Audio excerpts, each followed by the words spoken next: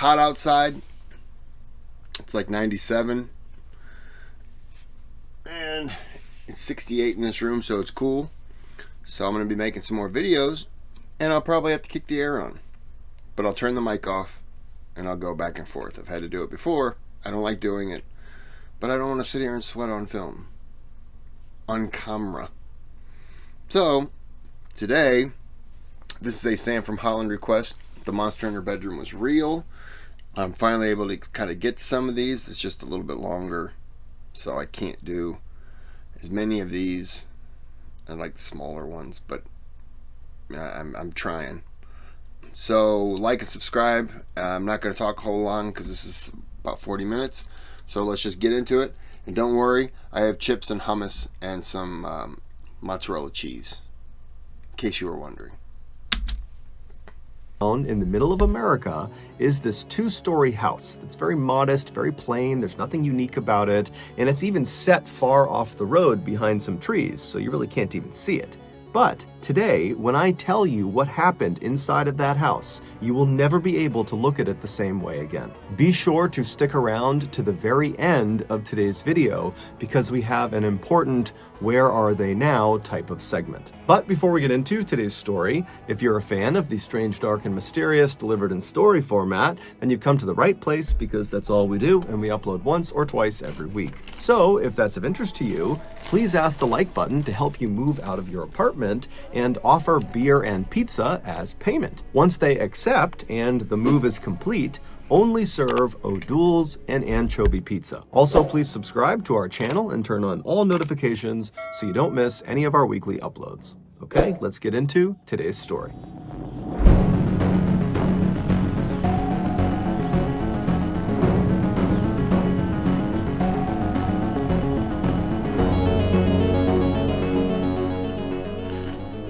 Located in the middle of America is a little town called Hartford, Wisconsin. Downtown, they have the biggest automobile museum in all of Wisconsin.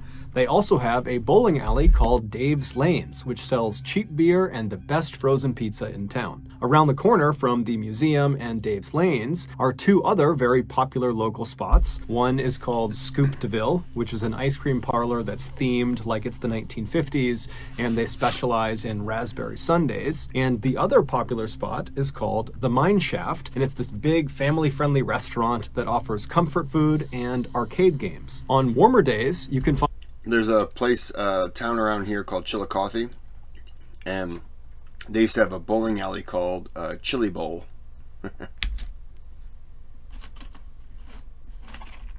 Find residents of Hartford out on the many walking trails of Woodlawn and Willowbrook, which are two big, very well-maintained parks that are right outside of the downtown area. And on virtually any day, whether it's warm or cold, you can find Hartford residents packed into the Shower Arts Center, which is a local theater, to watch the local theater troupe perform.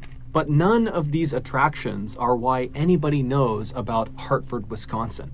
The reason we know about Hartford, Wisconsin is because of Jessie Blodgett. Jessie Blodgett was a miracle. She was born just outside of Atlanta, Georgia in 1994 to her loving parents, Buck and Joy Blodgett. And Buck and Joy, for the longest time, they couldn't have kids. In fact, they were kind of adjusting to their reality that they would not be able to have biological children when Joy discovered she was pregnant. The couple couldn't believe it. It was like the most incredible thing that either of them had ever experienced. Joy would give birth to Jessie at home with no drugs, no doctors, just Buck, his mom, and a midwife. And when little Jessie poked her head into the world for the first time, Buck and Joy fell instantly in love with her. Not long after Jessie's birth, the Blodgett family would leave Atlanta, Georgia, and move to Hartford, Wisconsin. And it was there, inside of their modest two-story home, about 5 minutes drive from the downtown, that Jessie would grow up. And it was also inside of that modest two-story home where many years later, Jessie would come face to face with a monster. Jessie was always someone the other kids looked up to. She was a brilliant musician who could sing, and she could play the piano and the violin. One of her very close friends growing up, a girl named Jacqueline Knights, said that whenever she went over to Jessie's house, she would walk in and have to yell at the top of her lungs just to get Jessie's attention, because Jessie was permanently playing the piano. But Jessie's musical talents were not the only reason people were attracted to her. From a young age, Jessie became outraged by bullying and unfairness of any kind, and so very quickly she developed a very strong moral compass. She became a fierce defender of animal rights, environmentalism, sustainability, social justice, and ultimately ending violence against women. By the time she graduated from high school in 2012, Jessie had become very popular amongst her peers and also amongst teachers and parents. Jessie just came off as someone who was wise beyond her years. Jessie always talked about wanting to change the world, and after high school, she kind of figured out how she was going to do that. She decided she would study to become a choir director for either a university or a high school, because through that role, she would be able to teach and mentor upwards of 100 young lives every single year. So in the fall of 2012, Jessie would leave Hartford and head off to the University of Wisconsin in Milwaukee, which is about an hour southeast of Hartford, and there she would enroll in their musical education program. And during that first year at the school, Jessie did so well in that program that she was offered a talent scholarship for the following year. After wrapping up her incredibly successful freshman year in college, Jessie came back to Hartford, Wisconsin to live with her parents for the summer. Now, unlike other college kids that were back home for the summer, Jessie was not treating this break like it was a vacation. Instead, she decided she would just jump right into her musical education career. And so as soon as she got home, she started her own business, teaching voice and piano and violin to kids in Hartford. And within weeks of starting this brand new business, she had over 25 kids signed up. When Jessie wasn't teaching that summer, she was often writing original music with her friend Dan Bartelt, who was also a very talented local musician. Or when she wasn't doing that, she was rehearsing at the Shower Arts Center, where that summer she had auditioned for and landed a central role in that summer's musical, The Fiddler on the Roof. Jessie was the fiddler, and she was very excited about this. The musical opened to a packed house on Friday, July 12th at 7:30 p.m., and Jessie and the rest of her cast were incredible. And then the next night, July 13th, Saturday, they had another big performance at 7:30 as well. And then on Sunday, July 14th, they had a matinee performance at 2 p.m. After that matinee, Jessie and the rest of her castmates headed off to another cast member's house who had a pool, and they had a big pool party to celebrate the end of their opening weekend. And during this party, Jessie spent half of her time sitting around the pool with her castmates, and the other half of the time she spent petting llamas that were in a nearby field. Jessie would finally leave the party and get back to her parents' house sometime after midnight, and when she went inside, her mother, Joy, was still awake. And so when Joy heard her daughter, she came out to the front of the house, and she was getting ready to ask Jessie, how was the party, when she noticed right away that something was off about Jessie. She looked upset about something. And so Joy asked her, are you okay? And so Jessie looked like she was about to maybe go into a lengthy explanation about why she was feeling the way she was feeling. But ultimately, Jessie just kind of stopped herself, and in a tone that was less upset and more just annoyed, she would tell her mom, the guys in the cast, there are these two older guys that were kind of hitting on me, and those are my friends, and I felt like they were crossing the line, and it was just totally uncomfortable. And so Joy began asking some follow-up questions to get a sense of, how serious this was, and it just seemed like it wasn't that serious. And pretty quickly, the two women said goodnight to each other, and they both retired to their rooms to go to bed. The next morning, Buck and Joy got up fairly early, around 7 a.m., and Jessie, she stayed in bed because her only commitment that day was a lesson she was teaching one of her students at around noon, and they'd be coming by the house for that lesson. And so her parents knew she was sleeping in, and so Buck and Joy, they're kind of going about their morning routine. Buck left ahead of Joy, probably around 7 or 7:30, and then at 8 a.m., Joy, right before she left the house, she brought some laundry up to Jessie's room. And so she opens Jessie's door, she goes inside, Jessie's asleep, and Joy, she puts the laundry down, and she considers going over and waking her daughter up just to say good morning and maybe goodbye. But she thought to herself, Jessie never gets a chance to sleep in. She's always got something going on, and so I'll let her sleep. And so Joy just quietly left the room, she shut the door behind her, and she headed off to work. At around noon, Joy would leave her office and head back home for her lunch break. And so when she walked into her home, she was expecting to see Jessie awake because Jessie had one of her students arriving any time. But when she walked inside, the house was silent. Jessie was not downstairs. She apparently was not awake, and Joy had seen her car out in the driveway, so she knew she hadn't left. And so kind of annoyed, Joy walked to the foot of the stairs and she yelled upstairs for Jessie to wake up. Hey, your student's going to be here any minute. And then Joy left the foot of the stairs and walked into the kitchen and made herself something to eat. After a little while, as she's finishing making her lunch, Joy hears a knock on the front door. And now at this point, Joy is really annoyed because Jessie has still not made a sound. She has not come downstairs. And so Joy, she goes over to the front door, she opens it up, and sure enough, it's Jessie's student. She asks the student to come inside and wait for a minute. And then Joy hustles up the stairs. She goes right over to Jessie's bedroom. She opens the door up. Jessie's still in bed. And so Joy runs over to her to jostle her awake. But as soon as she is standing right above the bed, right over her daughter, and she has a clear look down at her daughter's face, she freezes. Moments later, she would call. Tonight, your body clock is Son 3 of a time bitch. zones ahead, so you're up early. Hey, at least you get first crack at fresh waffles. Moments later, she would call 911.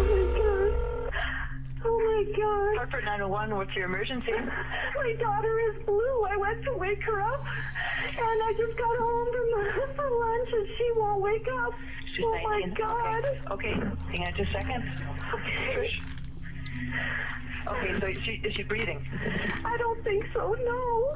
Her pants are all wet, and she's got, it looks like strangulation marks. There are strangulation marks? That's what it looks like. I don't know what's going on. I don't know what's going on. Joy would gently pull her daughter out of the bed and lay her down on the ground. She would put a pillow underneath her head, and then she would begin doing chest compressions to try to save her daughter's life. But it was already too late. When police and paramedics arrived moments later, they came into the bedroom and they quickly determined that Jessie was deceased. When police looked at Jessie's body, they too saw the marks on her neck that her mother had Did somebody break into the house and kill her?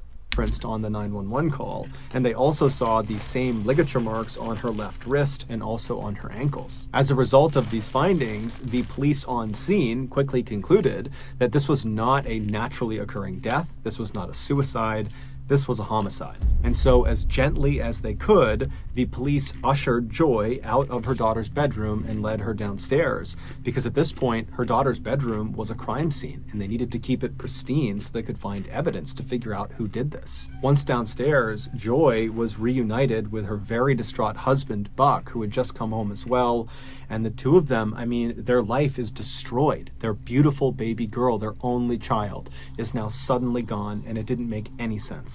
During the search of Jessie's bedroom and then also the Blodgett house at large, the police were not able to find any cord or rope or ligatures that could have been used to strangle Jessie to death. The police also noted that there was no sign of forced entry anywhere in the house, and it appeared nothing in the house was stolen. And so quickly, the lead Hartford police detective named Richard Thickens began operating under the assumption that the killer knew Jessie and targeted Jessie.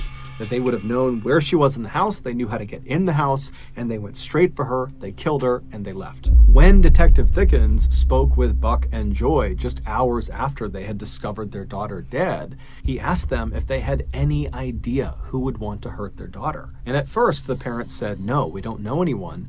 But after some more prodding, Buck would say, well, recently there were some tree limb cutters that were cutting limbs right outside of Jessie's bedroom window. And so maybe they looked in and they saw a teenage girl who was all alone, and they came in and they attacked her. And then Buck also said that in addition to teaching music that summer, Jessie had picked up a few hours working at a restaurant down the road. And recently she had come into conflict with one of her coworkers who began acting very inappropriately with her. He basically basically would walk past Jessie and intentionally bump into her and rub into her and just get inside of her personal space. And this coworker was aware of the fact that Jessie was really upset and had already told her family. And so perhaps this coworker was disgruntled and was seeking revenge. Also, Joy would point out to the detective that the night before, when Jessie came home, she had seemed really upset about something. She had said it was about these two guys that, were hitting on her at the party, and it made her uncomfortable. But Joy and Jessie didn't really get into it. So there was something obviously on her mind the night that she was killed. Following this discussion, Detective Thickens would go out and track down those tree trimmers.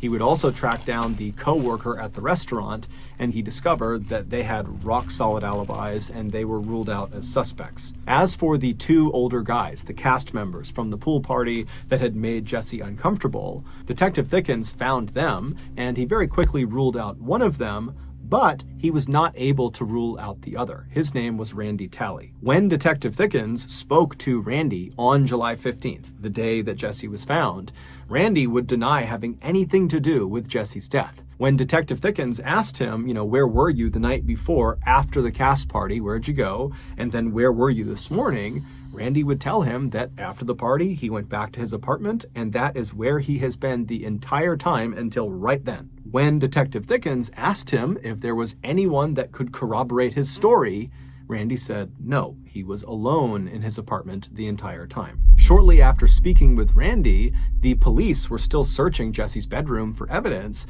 and they discovered her diary. And her final entry in this diary only made Randy seem more suspicious. Despite downplaying the incident that Jessie had had with these two older cast members at the pool party, after Jessie had spoken with her mom briefly when she got back from the party, she had gone up to her room and then made this final diary entry. And in it, she talks about being really upset about what these two guys had done to her. She said that these two guys were corrupting her and that they were taking what should be platonic love and perverting it into a competition. Her closing lines seemed to indicate that she might have been expecting some sort of future confrontation with these two guys. The lines read, "I am not helpless. I will recognize problems and confront them without fear.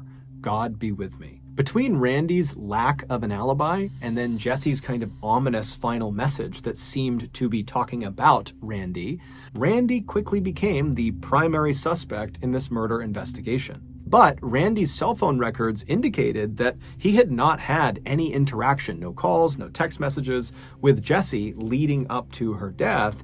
And around the time in the morning of July 15th, when she would have been killed, Randy's cell phone was in his apartment, far away from Jessie's house. And so while this didn't definitively mean that Randy could not have killed Jessie, because he could have just left his cell phone at his apartment when he carried out the attack, what it did mean was there wasn't any real evidence to support the idea that Randy killed Jessie. And so the Hartford police had to go back to the drawing board and try to find new leads to chase down. And I'm not sold on him, but I haven't ruled out the father.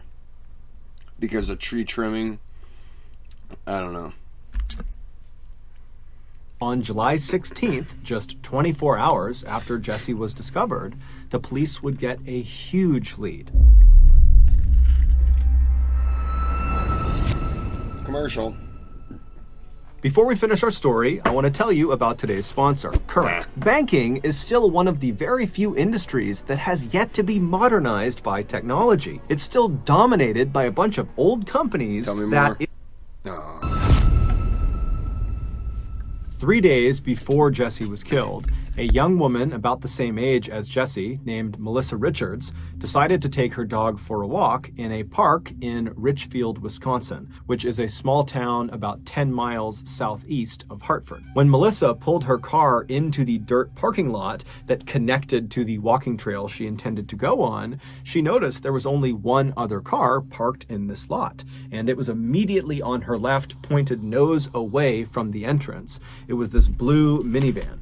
And so as she's driving in, she looked over at it and she noticed the driver had their legs poking out of the driver's side window as if they were laying down across the front seats. And so this didn't really matter to Melissa, but she definitely took note of this person in this van. And so she drives past the blue van on her left. She drives all the way across to the other side of the dirt lot. She parks her car, she hops out, she gets her little dog Remy out of the car, and then she walks away from the parking lot and heads onto the walking trail into the woods. The trail that she was walking on was basically a big loop that ended at the entrance to the dirt parking lot. And so when she was done with her walk, she would be walking directly across the entire parking lot, which would mean she would be walking on foot past that blue minivan if it was still there when she was done.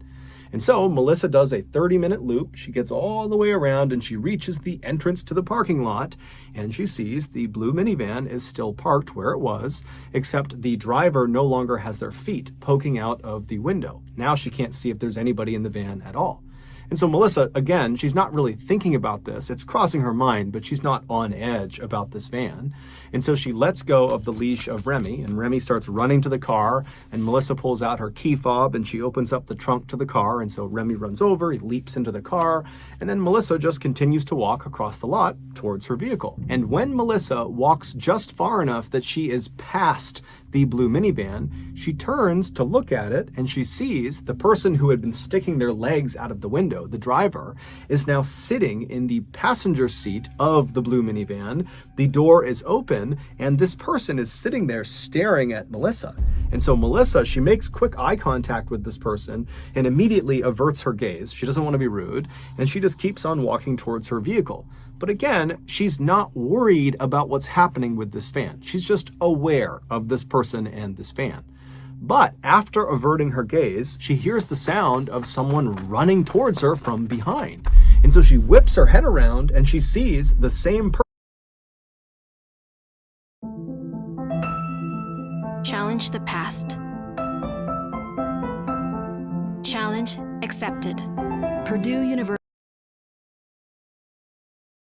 That is a catchy piano. Sorry, air's on. The same person who was sitting in the passenger seat, the driver of this van, has run up to her. And as soon as she turned around to face this person, they came to a complete stop. And they were just staring directly at Melissa. They were only about 10 feet apart.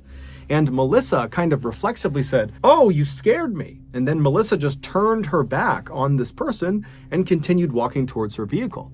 And after taking only a couple of steps, once again, she heard the sound of this person behind her start running towards her. And immediately she whips her head around again and again. This person comes to an abrupt stop as soon as Melissa's looking at them. Except now Melissa knows something's not right. And worst of all, she looks down, and in this person's right hand by their hip is a knife. A split second later, this person charges Melissa. They tackle Melissa to the ground. Melissa smashes down onto her stomach and she's pinned on her stomach.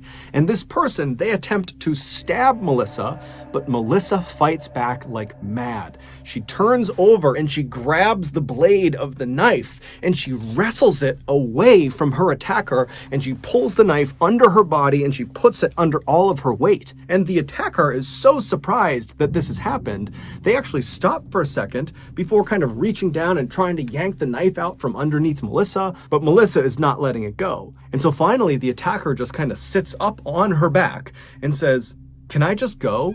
And Melissa says no. But at that exact moment, the attacker leapt up and started running back towards the blue minivan. And so Melissa, she's not waiting. Who asks if they can go? And why was the guy playing red light, green light? This is odd. Around to see what they're going to do. And so she jumps up. She's still got the knife in her hand. Her hands are completely ruined. Melissa runs to her car. She leaps inside. She throws the bloody knife onto the floorboard of the passenger seat. After making sure Remy is in the car with her, she shuts the back hatch, she locks the doors, and then she turns around and she sees her attacker in the van peeling out of the lot driving away. And so Melissa is relieved, but she also just wants to get the heck away from where she is right now. She's totally alone. And so she fires up her car and she drives to the hospital. After getting 15 stitches to repair the 3 very deep cuts in her hands, Melissa was transferred to a recovery room where a man named Joel Klossing, who was a detective with the Washington County Sheriff Department, he came into the room and he took down Melissa's statement. Now, Melissa was very shaken up about what had just happened. She had no idea who this person was, why they attacked her, but despite being shaken up, Melissa had the most incredible memory of the event. She knew exactly what her attacker looked like, all the little details, and she knew everything about the vehicle, to include the fact that she knew it was a Dodge Caravan minivan. So she knew the exact type of car, and she guessed it was probably from the years 2000 to 2002. And so Melissa gives this incredible statement, and Detective Klossing, he goes back and he has a composite sketch made of the attacker, and then on this sheet that showed the attacker, there was a description of the vehicle and where it was located and some details of the case. And so Detective Klossing releases this sketch and the information to the media, and he puts it around town, and he's expecting someone in town to know who this person is because the description is so good. And someone would come forward. On July 16th, so one day after Jesse had been killed, a deputy from the Washington County Sheriff Department, he came forward and said, "Hey, I saw your flyer and I read the description Melissa gave about the type of vehicle this person was using, and I have seen that vehicle parked in the exact same spot in that park. I was there a couple of weeks ago. I saw it there. There was something weird about it. The driver was acting strange. And so I actually ran the license plates to see if there was some outstanding warrants or something going on with this person. But after I ran the plates, nothing came up. And so I kind of just forgot about it. But now I've read this description and I'm pretty convinced it's the same exact vehicle. And so I can pull those plates that I ran and we can see who owned that vehicle, and maybe it's a match." And so the deputy, he pulls up the information that he had pulled from the license plates of the van he had seen a couple of weeks earlier. And when they looked at the owner of that minivan, there was just no way they matched the description that Melissa gave. It just could not be the same person. And so briefly, Detective Klossing and the deputy believed that, okay, it was just some big coincidence that a very similar blue minivan was parked in the exact same spot a couple of weeks apart. But when Detective Klossing looked a little bit deeper into who the owner of that vehicle was, he would discover they had a relative that matched exactly the description that Melissa gave of her attacker. And so on the afternoon of July 16th, so one day after Jesse has been killed, Detective Klossing tracks down the phone number of the relative who looks exactly like the attacker, and he punches that number into his cell phone and he put the phone to his ear. At the same time, 10 miles to the northwest, Buck and Joy Blodgett were hosting a vigil for their daughter in their home. And so all of Jesse's very close friends and family, they were all there in the living room, and they were sitting around in a big circle, crying together, grieving together, and then also sharing their favorite memories of Jesse. And so while they're all doing that, a phone starts to ring inside of the circle. And the owner of that phone, 19-year-old Daniel Bartelt,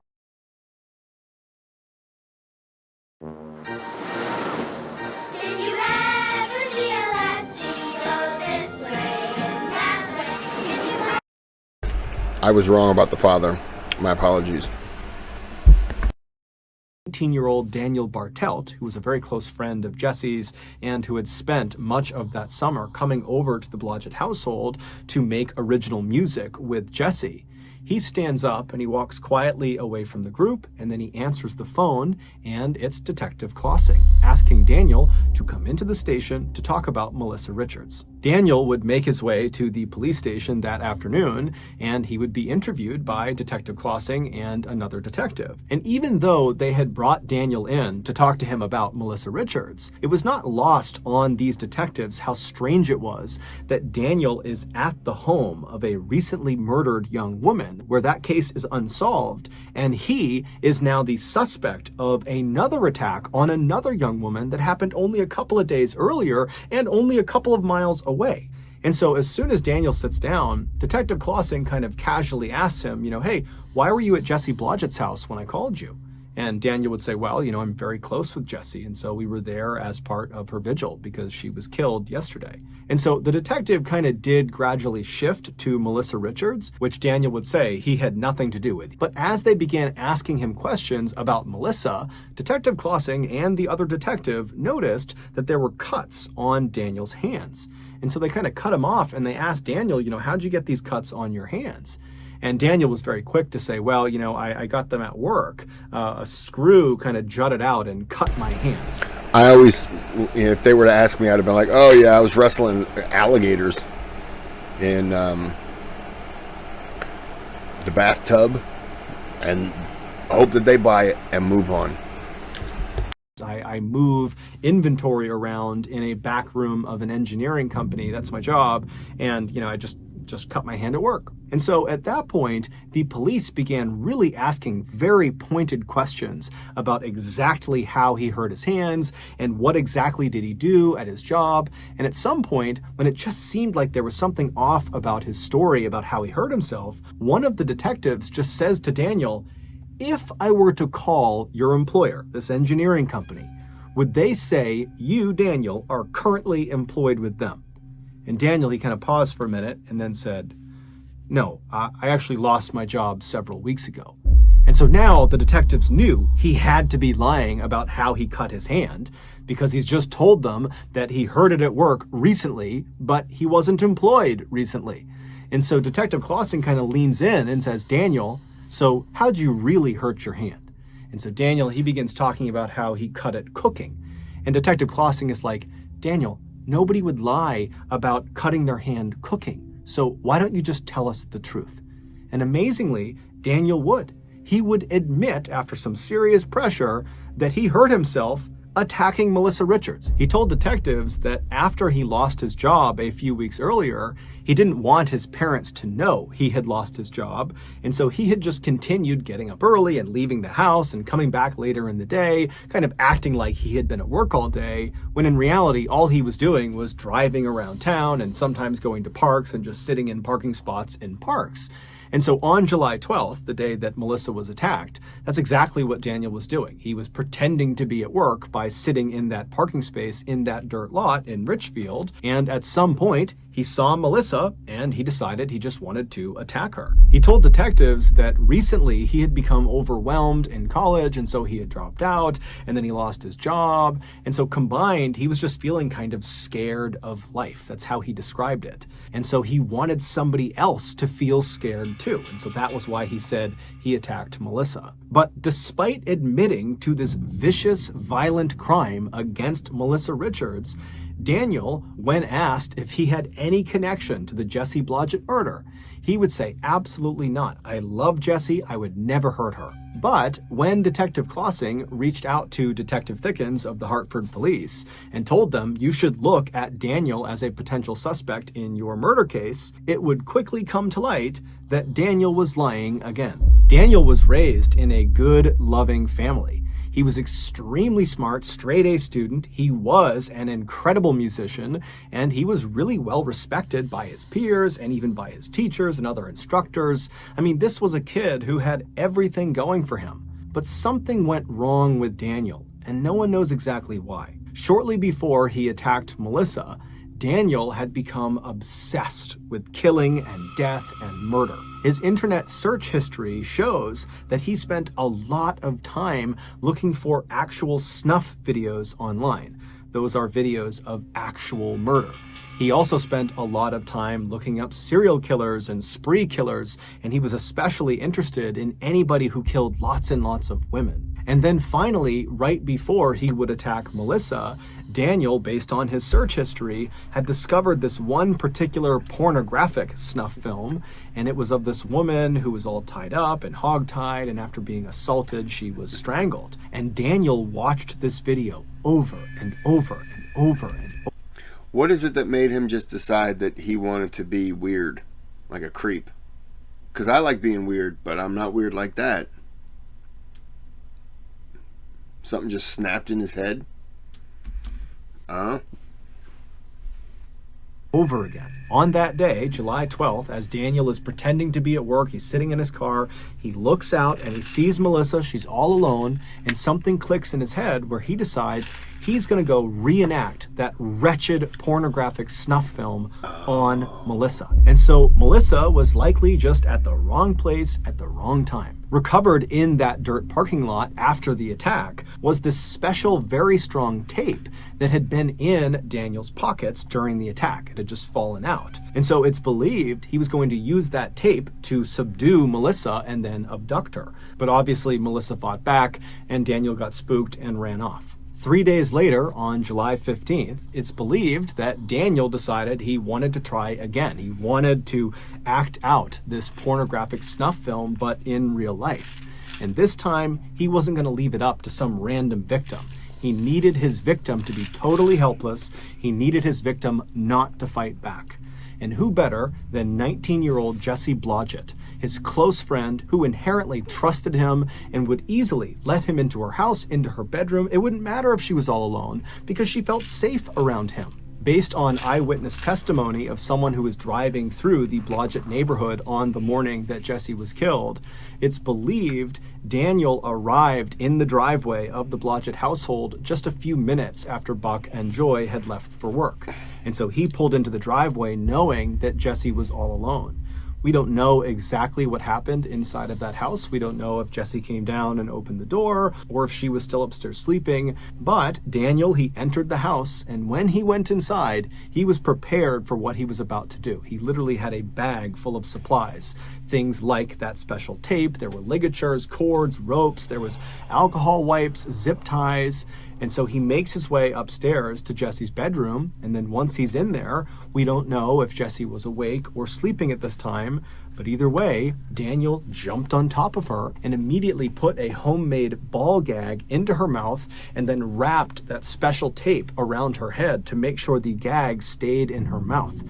And then once she couldn't make a sound, he bound her wrists and her ankles and he hogtied her, and then he viciously assaulted her, and then after he was done, he wrapped some cord around her neck and he strangled her to death. After she was deceased, Daniel attempted to clean her body with some alcohol wipes, and then after that he kind of repositioned her in her bed with the covers up over her to give the appearance that she was still sleeping to her parents when they inevitably would find her.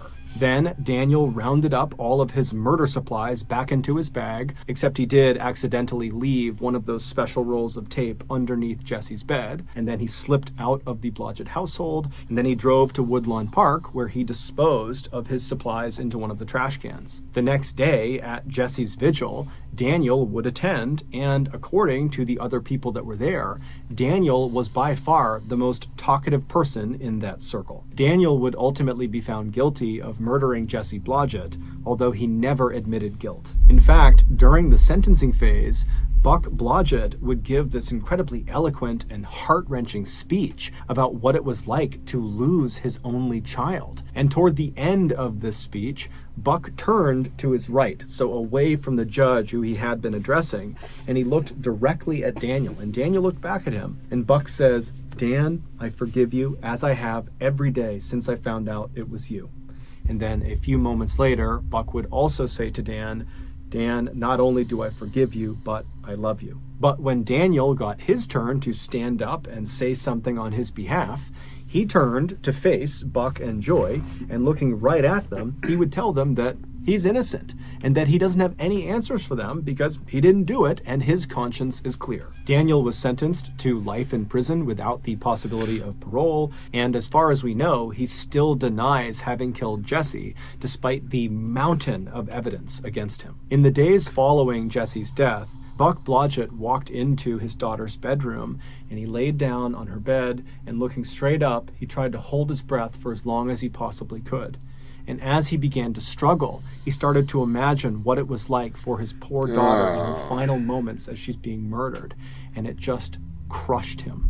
He thought to himself, I wasn't there for my little girl when she needed me the most. But instead of just carrying that terrible burden around with him for the rest of his life, Buck and his family decided they had to do something to honor their daughter's memory and maybe even change the world, which was something that Jesse always talked about wanting to do. And so Buck would go on to start the Love is Greater Than Hate project, which is this incredible charity whose mission is designed to end male-on-female violence and to inspire love over hate. Buck's charity is a recipient of a Mrballen Foundation grant, and if you have been moved by the story in some way, I would highly encourage you to contribute to Buck's charity. You can find the link to their website below where you can donate. So that's going to do it. If you got... Well, yeah, I thought it was the father. I thought the twist would be at the father. And then... because I didn't buy the tree trimmers and all that. I just thought he's just throwing things out. And then, you know, the guys at work or whatever, I was just like, okay, whatever. I never thought about that kid. That's too bad. If I'm the father, though, I don't look at the person and I don't say, I forgive you. I would look at the judge and say, is there any way this person can be released tomorrow? And I'll take it from here. Because I would reenact exactly what that person did. But I would prolong it a lot longer. Oh. When that person begged to die, I would stop and say, we'll pick this up again. I want you to get your strength and stamina back, because this is going to happen again. And that would be several times a day for the rest of their life. I would drain the will to live out of them. And it would make me feel so good. It's a terrible thing to say, I know, but I don't care. They killed my child. No, I wouldn't forgive, nor would I love. I would love to kill them and then forget that they existed. But that's the difference between me and Buck. I'm a nice guy and Buck apparently isn't. Or is it the other way? Yeah, that's what it is. Alright, well, this is a terrible video, Sam. I don't know why you wanted me to see this. I don't have any kids, so it's alright. But if somebody were to hurt my dogs, I would yell at them. Hey, what are you doing?